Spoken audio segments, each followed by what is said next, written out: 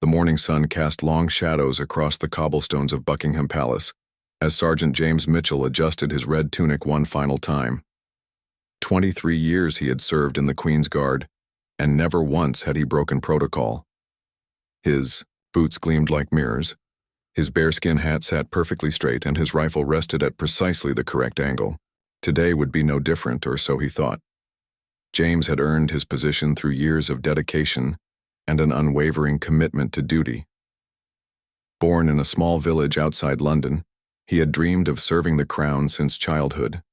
His father, a former guardsman himself, had told him stories of standing watch over the royal family, of being the silent protectors who never wavered, never moved, never showed emotion, no matter what happened around them.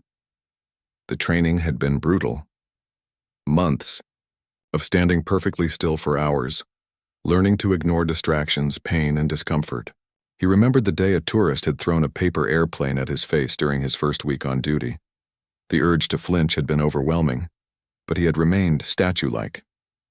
His commanding officer had nodded approvingly later that day. As James took his position outside the palace gates, he noticed the unusual activity inside the grounds.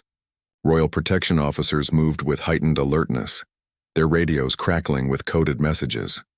Something was different about today, though he couldn't quite put his finger on what it was. The regular morning briefing had been longer than usual, with emphasis placed on maintaining absolute vigilance. The first tourists began to arrive, cameras already clicking away. James had grown accustomed to being photographed thousands of times each day. Children would wave at him, adults would try to make him smile or laugh, and occasionally someone would attempt to touch his uniform or hat. Through it all, he remained immovable, his eyes focused straight ahead, seeing everything but acknowledging nothing. Mrs. Henderson, an elderly woman who walked her small terrier past the palace every morning, approached the gates as she had for the past 5 years. She always smiled at James and whispered a quiet good morning that only he could hear. Today, however, her usual cheerful demeanor seemed strained. She paused longer than normal, her eyes darting toward the palace entrance with concern. "Something's not right today, love," she whispered as she passed. "The whole palace feels different. You take care of yourself." James wanted to acknowledge her words, to let her know he appreciated her daily kindness, but his duty required complete stillness. Instead, he mentally noted her observation. Mrs. Henderson had been coming here long enough to sense when something was amiss. Her intuition had proven accurate before. The morning progressed with the typical parade of tourists, joggers, and locals going about their daily business. A group of schoolchildren arrived on a field trip, their teacher struggling to keep them in line as they marveled at the uniformed guard. One little girl, no more than 6 years old, broke away from the group and approached James directly. "Are you a real soldier?" she asked, her voice filled with wonder. Her teacher quickly apologized and tried to pull her away, but the child's innocent question stirred something in James. He remembered asking his father the same thing when he was her age, staring up at a guard just like himself. The child represented everything he had sworn to protect: the innocence, the tradition, the continuity of a nation.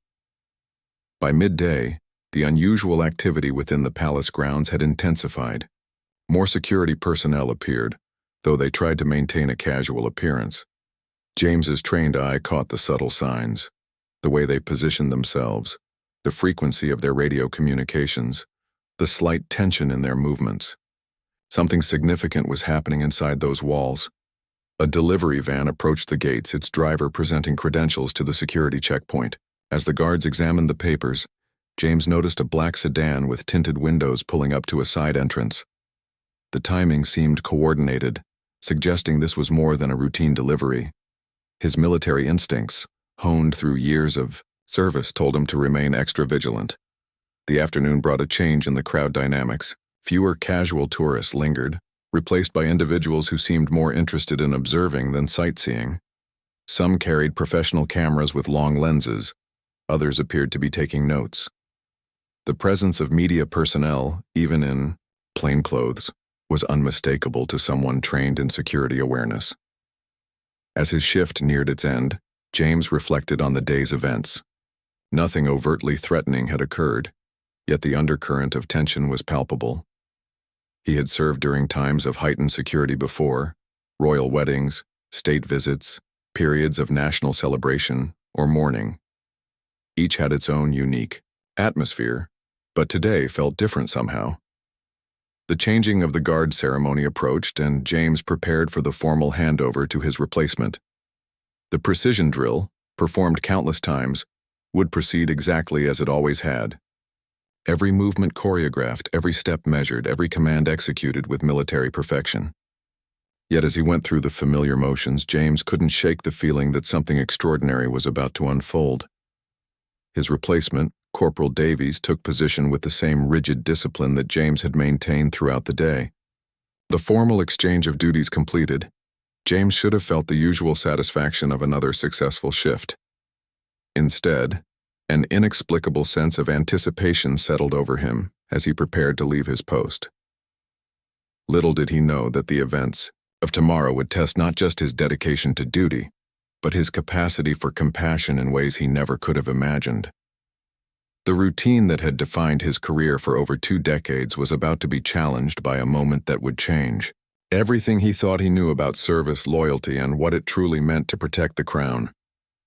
The next morning arrived with an unseasonable chill that seemed to penetrate even the thick wool of James's uniform. As he took his position at the palace gates, he immediately sensed that yesterday's tension had escalated into something more serious. The royal protection officers moved with barely concealed urgency, their usual professional calm replaced by an alertness that spoke of genuine concern. James had barely settled into his stance when he noticed the increased police presence around the palace perimeter. Unmarked vehicles occupied strategic positions along the mall, their occupants maintaining careful watch over the approaching crowds. The morning shift briefing had been unusually brief, with his commanding officer emphasizing the critical importance of maintaining position regardless of any distractions or unusual events. The first sign that this day would be unlike any other came at precisely 9:30 in the morning. A small convoy of black vehicles entered the palace grounds through the main gate, moving with the kind of practiced efficiency reserved for the most senior members of the royal family. James recognized the distinctive markings and security arrangements that indicated the presence of someone very important indeed. Within minutes of the convoy's arrival, the atmosphere around the palace transformed completely.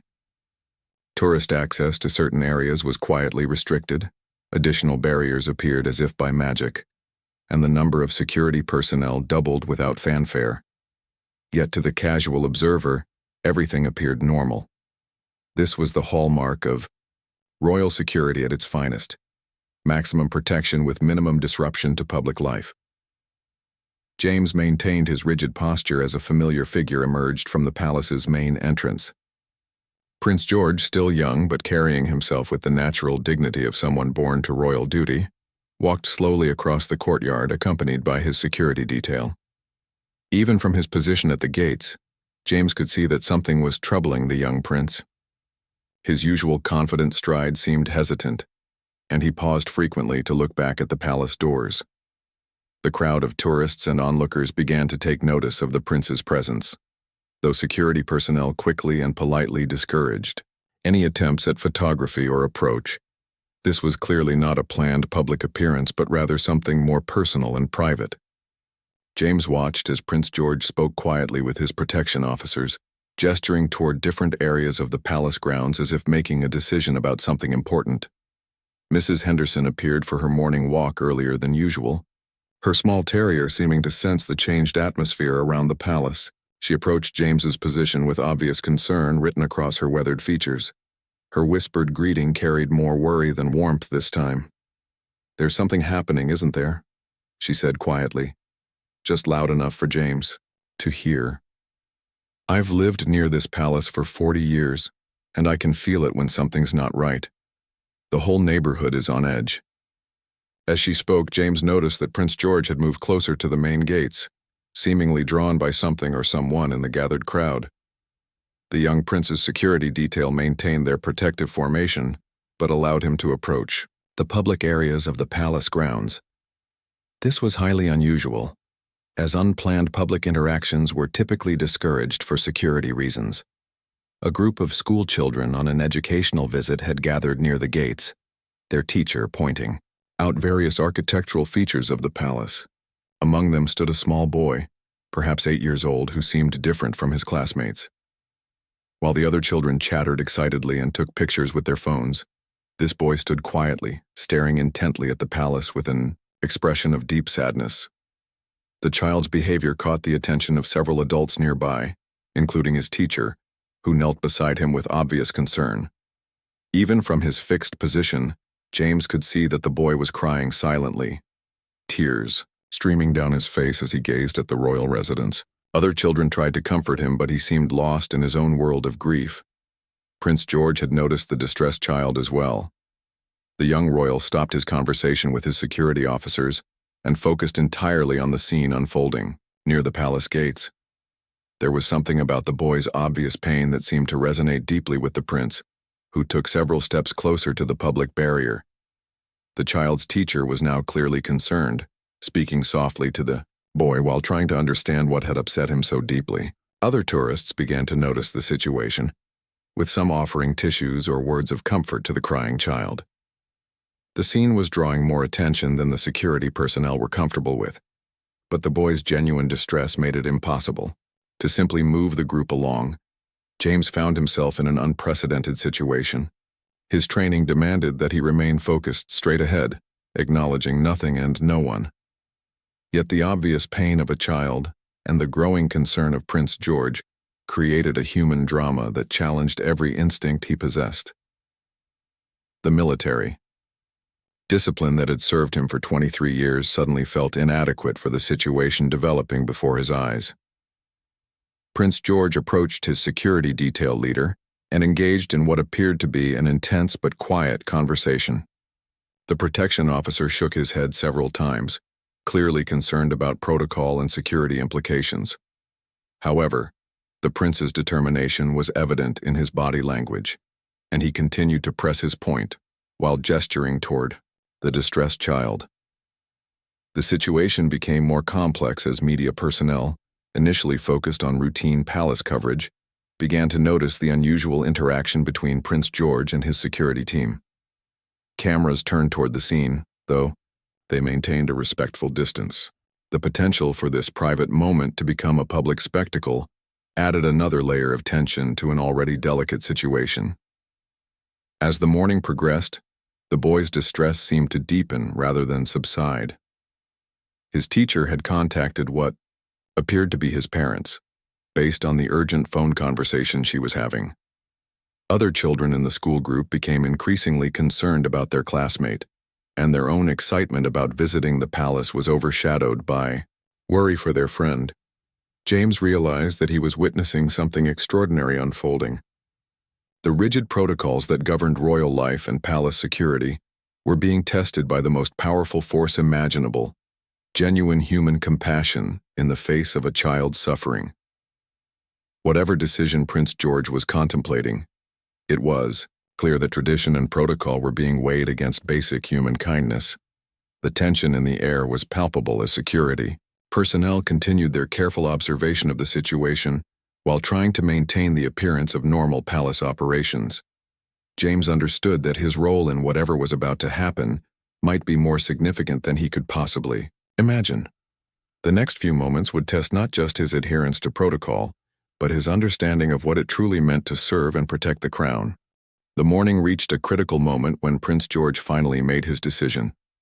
James watched as the young royal stepped away from his security detail and walked directly toward the palace gates where the distressed child stood with his school group. The protection officers followed at a discreet distance, their radios crackling with urgent communications as they coordinated this unexpected public interaction. As Prince George approached, the crowd began to realize what was happening. Whispers spread through the gathered tourists and onlookers. Cameras were raised, and even the most seasoned royal watchers seemed surprised by this spontaneous gesture. The young prince, however, appeared focused entirely on the crying child, seemingly oblivious to the attention his actions were generating. The boy's teacher recognized Prince George immediately and began to usher her students back, assuming they should make way for the royal visitor. However, the prince gestured gently for them to remain where they were, and knelt down to the child's level.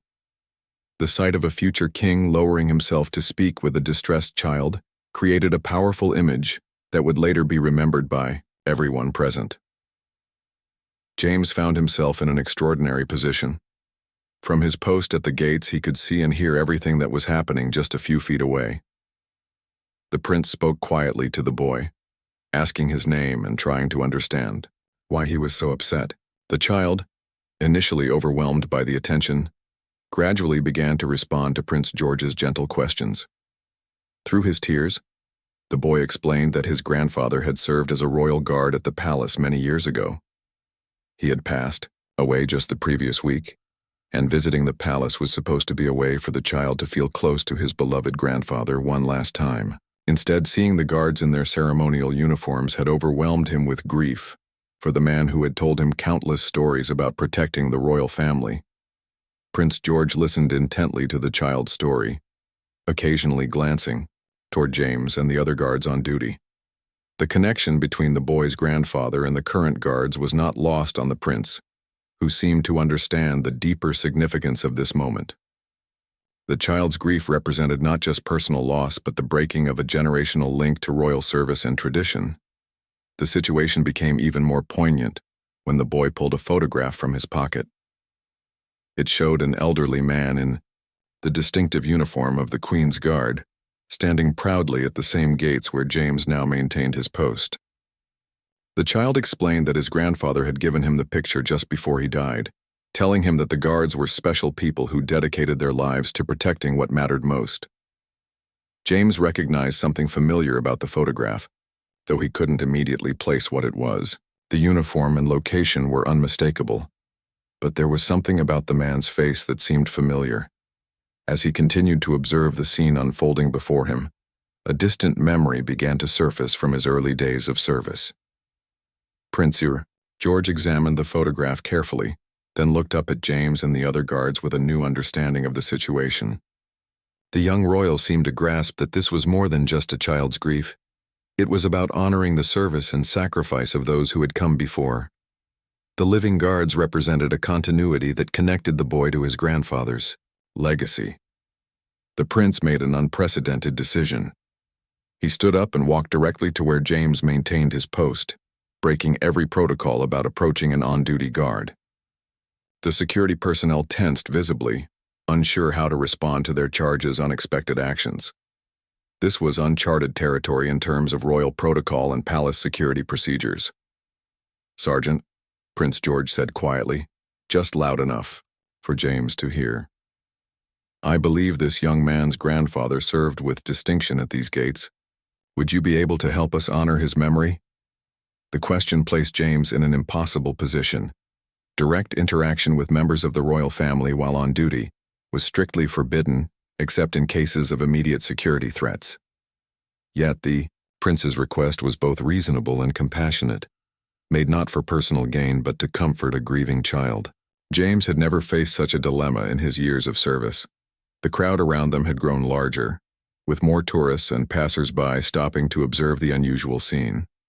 Media personnel were now openly filming and photographing the interaction, though they maintained a respectful distance. The potential for this moment to become a significant news story was becoming increasingly apparent to everyone involved. James could feel the weight of 23 years of training and discipline pressing against his natural human instinct to help. The child continued to cry softly, clutching the photograph of his grandfather while looking up at the guard who represented everything his beloved grandfather had been. The emotional impact of the situation was affecting everyone present, including the usually stoic security personnel. Prince George waited patiently for James's response, understanding the difficult position he had placed the guard in. The young royal's own training in protocol and procedure made him aware of the significance of his request. Yet his compassion for the grieving child seemed to outweigh his concern for conventional rules and regulations. Mrs. Henderson, who had remained nearby throughout the developing drama, stepped forward with tears in her own eyes. She approached Prince George with the kind of respectful confidence that only comes from years of living near the palace and observing royal life. "Your Royal Highness," she said quietly, "that boy's grandfather was Tommy Morrison. He served here for 30 years before retiring in 1985. He was one of the finest men I ever knew, and he loved this place more than life itself. The revelation sent a shock of recognition through James. Tommy Morrison had been his mentor during his early years of service, the senior guard who had taught him everything about duty, honor, and what it meant to protect the crown.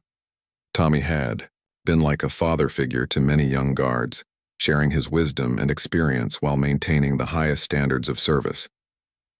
James suddenly understood why the photograph had looked familiar. Tommy Morrison had been standing in almost the exact same spot where James now maintained his post, representing the same values and dedication that defined the Queen's Guard. The child was not just grieving a grandfather, but the loss of a direct connection to the traditions and honor that James himself embodied. The realization that Tommy Morrison's grandson stood before him, seeking comfort and connection to his grandfather's legacy, created the most challenging moment of James's career. Every fiber of his being wanted to reach out to the child, to honor Tommy's memory, and to provide the comfort that his old mentor would have wanted. Yet his duty demanded absolute adherence to protocol regardless of personal feelings. The revelation about Tommy Morrison changed everything for James. Memories flooded back of his early days as a young guard, when Tommy had taken him under his wing and taught him not just the mechanics of duty, but the deeper meaning of service. Tommy had been the kind of mentor who understood that protecting the crown meant more than following rules. It meant understanding the human heart of the institution they served. James remembered countless conversations with Tommy during their off-duty hours. The older guard had spoken often about his family, particularly his daughter and her young son who visited him regularly. Tommy had been so proud of his grandson, always carrying pictures and telling stories about the boy's intelligence and curiosity. The child standing before James now was that same grandson, though years had passed and the boy had grown. Prince George seemed to sense the emotional weight of the moment.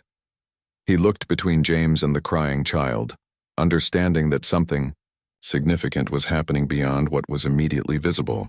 The young royal's own military training had taught him to recognize when duty and compassion intersected in complex ways, creating situations that required wisdom rather than rigid adherence to protocol. The crowd around them had grown even larger, with people pressing closer to witness this unprecedented interaction between a royal prince and a serving guard. News crews were now arriving, having been alerted to the unusual scene unfolding at the palace gates. The situation was rapidly evolving beyond a simple moment of compassion into something that would be remembered and discussed for years to come. James's commanding officer arrived on the scene, having been summoned by the security personnel who were struggling to manage the protocol implications of the situation. Colonel Harrison was a veteran of royal service himself, a man who understood both the importance of discipline and the human factors that sometimes required flexibility within that discipline. His presence added another layer of complexity to an already challenging situation. The colonel approached Prince George with proper deference but clear concern about the developing circumstances. Their conversation was brief and conducted in low tones, but James could see that both men were grappling with how to handle a situation that had no clear precedent in royal protocol. The well-being of a grieving child was balanced against security concerns and the maintenance of ceremonial traditions. Meanwhile, the boy's distress seemed to deepen as more attention focused on him. What had begun as a private moment of grief in front of his grandfather's former workplace had become a very public spectacle. The child appeared overwhelmed by the crowd, the cameras, and the presence of Prince George, though he continued to clutch his grandfather's photograph as if it were a lifeline. Mrs. Henderson, moved by the child's obvious distress, approached the boy's teacher with a suggestion. Having lived near the palace for decades, she had witnessed many similar situations and understood how overwhelming the attention could be for someone so young. She offered to help create some space and privacy for the child while the adults figured out the best way to handle the situation. James found himself at the center of a profound moral dilemma. His training demanded absolute stillness and non-engagement, regardless of circumstances. Yet everything Tommy Morrison had taught him about the true meaning of service was telling him that sometimes protecting the crown meant showing compassion to those who served it and loved it. The child before him represented the next generation's connection to royal tradition. The situation became even more complex when other members of the Queen's Guard began to take notice of what was happening. Guards stationed at different positions around the palace were aware that something unusual was occurring, though they maintained their posts with characteristic discipline. The unity and brotherhood among the guards meant that what affected one of them potentially affected them all. Prince George made another unprecedented decision. He asked his security detail to create a small area of privacy around himself, James, and the child, effectively shielding them from the cameras and crowds. This required coordinating with palace security, local police, and his own protection officers, a complex operation that demonstrated the seriousness with which the prince viewed the situation. Within the created space, Prince George knelt down beside the child again and spoke quietly about his grandfather's service. The prince explained that guards like Tommy Morrison were heroes who dedicated their lives to something greater than themselves, and that their service continued even after they were gone through the memories and love they left behind. The child listened intently, his tears gradually subsiding as he felt his grandfather's honor being recognized. Then Prince George did something that would be remembered as one of the most significant gestures of his young royal life. He looked directly at James and spoke clearly enough for everyone in the immediate area to hear. "Sergeant, I believe this young man deserves to understand what his grandfather meant to the people he served with. Would you be willing to share that with him?" The request was framed as a question, but everyone present understood it as something more significant. This was not just a prince asking a guard to break protocol. It was a future king recognizing that sometimes humanity must take precedence over procedure. The weight of the moment was felt by everyone in the vicinity, from the security personnel to the gathered civilians. James felt the eyes of everyone upon him. His commanding officer gave an almost imperceptible nod, indicating that the unprecedented nature of the situation had created unprecedented permission to respond. The child looked up at him with hope and desperate need for connection to his grandfather's memory. Mrs. Henderson smiled encouragingly, remembering her own interactions with Tommy Morrison over the years. The decision James made in that moment would define not just this day but his understanding of what service truly meant. Tommy Morrison had taught him that protecting the crown sometimes meant making difficult choices, and that the greatest honor came not from rigid adherence to rules, but from understanding when those rules served a higher purpose. The child before him needed something that only James could provide, a living connection to his grandfather's legacy of service and dedication. The crowd fell silent as they waited for James's response. Even the media personnel seemed to understand that they were witnessing something extraordinary, a moment when the formality of royal protocol gave way to the fundamental human values that such protocol was designed to protect. The future king, the serving guard, and the grieving child had created a tableau that embodied the best of British tradition and character. In that pivotal moment, James made a decision that would echo through royal history. He looked down at Tommy Morrison's grandson, saw the desperate hope in the child's eyes, and felt his mentor's spirit guiding him toward what was right rather than what was merely regulation. With the slightest movement of his eyes toward Prince George, James indicated his willingness to honor the request. What happened next would be remembered by everyone present as a moment when duty transcended protocol.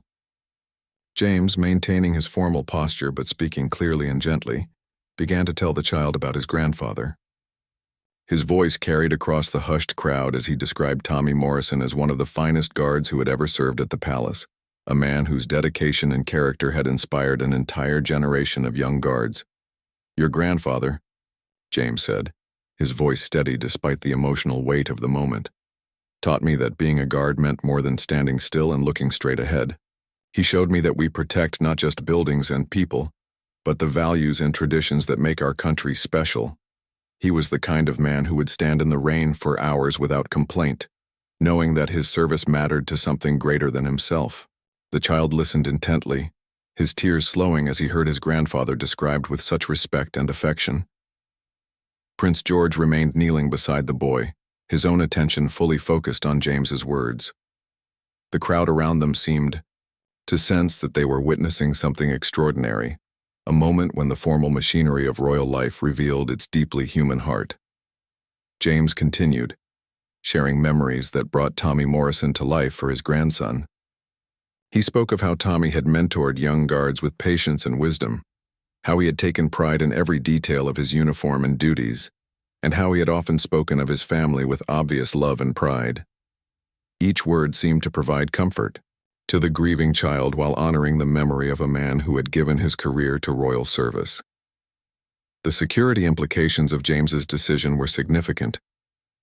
Breaking the strict protocol of non-engagement while on duty was unprecedented in modern Royal Guard history. Yet the approval of Prince George and the tacit consent of the commanding officer created a unique situation where compassion was deemed more important than convention.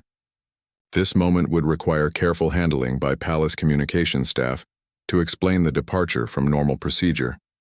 Mrs. Henderson watched the scene unfold with tears in her eyes. She had known Tommy Morrison for many years, had watched him walk to and from his duties at the palace, and had occasionally spoken with him about his service and his family. Seeing his grandson receive recognition and comfort from his grandfather's successors touched her deeply and validated her own long connection to the palace community. The media personnel present understood that they were witnessing history. The image of Prince George kneeling beside a crying child while a royal guard broke centuries of protocol to provide comfort would become iconic. However, the respectful distance they maintained and their careful handling of the situation demonstrated an understanding that some moments transcend the usual boundaries between public and private life. As James spoke about Tommy Morrison's legacy, something remarkable began to happen. Other guards, while maintaining their posts, seemed to stand a little straighter with pride. Palace staff members who had known Tommy during his years of service gathered at respectful distances, their own memories of the beloved guard adding to the collective recognition of his contribution. The entire palace community was honoring one of their own through this unprecedented moment. The child gradually stopped crying as he heard story after story about his grandfather's character and service. James told him about Tommy's famous attention to detail, his willingness to help younger guards learn their duties, and his unwavering loyalty to the crown. Each anecdote painted a picture of a man who had lived his values every day, who had found meaning and purpose in service to something greater than himself. Prince George contributed his own thoughts, explaining to the child how guards like his grandfather were essential to the continuity of British traditions. The prince spoke of the respect and admiration the royal family had for those who dedicated their lives to protection and service, and how that dedication created bonds that transcended individual lifetimes. His words carried the weight of official recognition from the highest levels of the institution Tommy had served. The conversation began to shift from grief toward celebration of a life well lived. The child's teacher, who had been worried about her student's emotional state, began to smile as she saw the positive impact of this extraordinary intervention. Other children in the school group listened quietly, learning about service, sacrifice, and the importance of honoring those who came before them. James found himself thinking about Tommy's teachings in new ways as he spoke about his mentor. The older guard had often said that their service would outlive them through the example they set and the values they passed on. In this moment, James understood that he was serving as a bridge between generations, helping to ensure that Tommy Morrison's legacy would continue through his grandson's understanding and pride. The formal barriers between the serving guard and the public had been temporarily suspended, creating a space where human connection could flourish. Yet this suspension was not random or careless, but was guided by the same principles that made royal service meaningful in the first place: the protection of tradition, the comfort of the grieving, and the recognition of worthy service were all part of what James had sworn to uphold. As the conversation continued, James realized that this moment would likely be the most significant of his career. Not because he had broken protocol, but because he had discovered what protocol was truly designed to protect. The child before him represented the future of British society, and helping him understand his connection to noble traditions of service was perhaps the most important duty James had ever performed. The situation had evolved from a potential security concern into a powerful demonstration of the values that underpinned the monarchy itself. Prince George's wisdom in recognizing this transformation, James's courage in responding to it, and the child's openness to comfort, despite his grief, had created something beautiful and meaningful that transcended the usual boundaries of royal life. The conclusion of this extraordinary encounter came not with fanfare, but with a quiet dignity that befitted its significance. As James finished sharing his memories of Tommy Morrison, the child stood a little taller, his grandfather's photograph held with new understanding of what it represented. The tears had stopped, replaced by something that looked very much like pride mixed with the beginning of acceptance for his loss. Prince George rose from his kneeling position and placed a gentle hand on the boy's shoulder. The young royal's final gesture was both simple and profound. He asked the child if he would like to place some flowers at the base of the palace gates in his grandfather's memory. The request acknowledged both the child's grief and his grandfather's service in a way that was both personal and public, private yet shared with the community that had gathered to witness this moment. The child nodded eagerly, and within minutes, palace staff had quietly arranged for a small bouquet of flowers to be brought to the scene. The sight of Tommy Morrison's grandson placing flowers at the gates where his grandfather had once stood guard created an image that would be remembered long after the crowds dispersed. Prince George helped guide the flowers into position, creating a simple but meaningful memorial. James felt something shift within himself as he watched the ceremony unfold. The rigid adherence to protocol that had defined his career for 23 years had been tested and found to serve a higher purpose than mere rule-following. The true meaning of his service had been revealed not in perfect stillness but in a moment of compassionate engagement that honored both duty and humanity. The crowd that had gathered to witness these events began to disperse naturally, though many lingered to take pictures of the flowers at the palace gates. The media personnel had captured something remarkable, a story that would inspire people around the world about the power of compassion to transcend formal barriers. The images and videos of Prince George, James, and Tommy Morrison's grandson would become symbols of the best qualities of British character and royal leadership.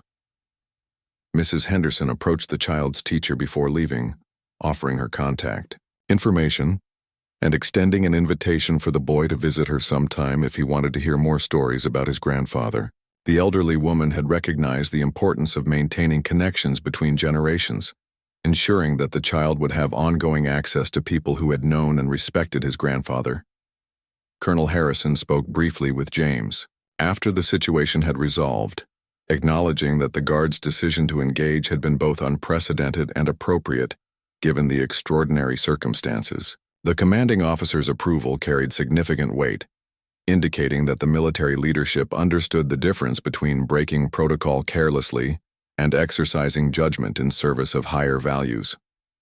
As Prince George prepared to return to his duties within the palace, he paused to speak privately with James one final time. The young royal expressed his gratitude for the guard's willingness to honor Tommy Morrison's memory and help comfort a grieving child. The prince's recognition carried official weight, indicating that James's actions had royal approval at the highest levels. The child and his school group eventually continued their educational visit, but the boy's entire demeanor had transformed. Where there had been inconsolable grief, there was now a quiet pride in his grandfather's service and a deeper understanding of the traditions he had helped to uphold. The other children in the group had also been affected by what they had witnessed, gaining their own appreciation for the meaning of service and sacrifice. In the days that followed, the story of the royal guard who left his post to comfort a grieving child would spread far beyond the palace gates. News organizations around the world would cover the event, praising both Prince George's compassion and James's humanity. The story would be seen as representative of the best qualities of both the monarchy and the military traditions that supported it. Letters poured into Buckingham Palace from people around the globe who had been moved by the story. Veterans wrote to express their appreciation for the recognition of Tommy Morrison's service. Parents shared how they had used the story to teach their own children about kindness, duty, and the importance of honoring those who serve others. Teachers incorporated the event into lessons about British history and values. James returned to his regular duties with a new understanding of what it meant to serve the crown. His fellow guards treated him with even greater respect, recognizing that he had found a way to honor their shared traditions while responding to an extraordinary human need. The brotherhood among the guards had been strengthened by seeing one of their own act, with both courage and compassion. The flowers at the palace gates became a small shrine where people would occasionally leave additional tributes to Tommy Morrison and other guards who had served with distinction.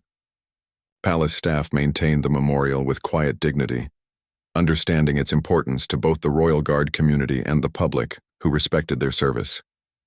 Prince George's actions that day were widely praised as showing wisdom beyond his years and a deep understanding of his future role as king. The young royal had demonstrated that true leadership sometimes requires setting aside protocol in service of higher values. His willingness to kneel beside a crying child and facilitate recognition of a guard's service spoke to the kind of monarch he would one day become. Tommy Morrison's grandson returned to school with a story that would stay with him for the rest of his life. The photograph of his grandfather remained precious to him, but now it represented not just personal loss, but pride in a family legacy of service. The boy began to speak more openly about his grandfather's career, sharing the stories James had told him with classmates and family members. The event changed palace protocol in subtle but important ways. While the formal requirements for guard behavior remained unchanged, there was now an understanding that extraordinary circumstances might require extraordinary responses. Future training would include discussions about balancing rigid discipline with the human judgment necessary to serve the crown's deeper purposes. Mrs. Henderson continued her morning walks past the palace, but now she would often pause at the small memorial to Tommy Morrison. Her conversations with James resumed their previous pattern of quiet greetings, though now there was an additional warmth born of shared experience. She had witnessed something remarkable and felt honored to have been part of it. For James, the most lasting impact was a renewed sense of purpose in his service. The rigid discipline that had defined his career for over 2 decades remained important, but he now understood it as a foundation for making wise decisions rather than an end in itself. The moment when he chose compassion over protocol had taught him that true duty sometimes requires courage to act on principles rather than rules. The story became part of the oral history of the Queen's Guard, passed down from senior guards to newcomers as an example of how service to the crown encompasses both unwavering discipline and human wisdom. Tommy Morrison's legacy lived on not just through his grandson's pride, but through the reminder that guards serve people as well as institutions. Years later, when James reflected on his long career, he would remember many moments of pride in his service. But none would compare to the day when Prince George gave him permission to show that behind the ceremonial uniform was a human heart capable of honoring the past while comforting the present. It was the day he learned that sometimes the greatest act of loyalty is knowing when to step away from your post in service of something greater.